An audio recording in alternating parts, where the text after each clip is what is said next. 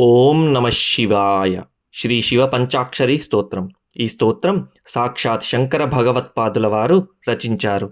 ఈ స్తోత్రం నమ శివాయ అనే మంత్రములోని న మ శి వా య అనే అక్షరాలను కీర్తిస్తూ ఉంటుంది. ఈ స్తోత్రాన్ని భక్తి శ్రద్ధలతో నిత్య పారాయణం చేయటం వలన శాంతి ప్రశాంతత కలుగుతుంది. ఈ స్తోత్రంలో నుండి వచ్చే ధ్వనుల నుండి ఉత్తేజకరమైన మరియు ఆధ్యాత్మికమైన వాతావరణం ఏర్పడుతుందని ప్రతీతి.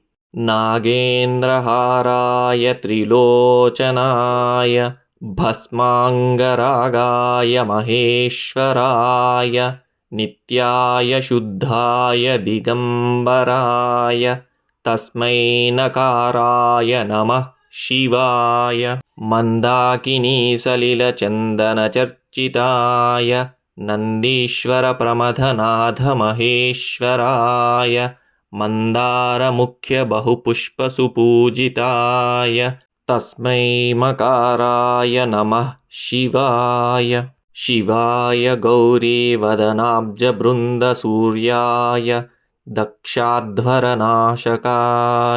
శ్రీనీలకంఠాయ వృషధ్వజాయ తస్మై శికారాయ నమః శివాయ వసిష్ఠకుంభోద్భవ గౌతమార్య మునీంద్రదేవార్చితశేఖరాయ చంద్రార్కవైశ్వానరలోచనాయ తస్మై వకారాయ నమః శివాయ యక్షస్వరూపాయ జటాధరాయ పినాకహస్తాయ సనాతనాయ దివ్యాయ దేవాయ దిగంబరాయ తస్మై యకారాయ నమః శివాయ.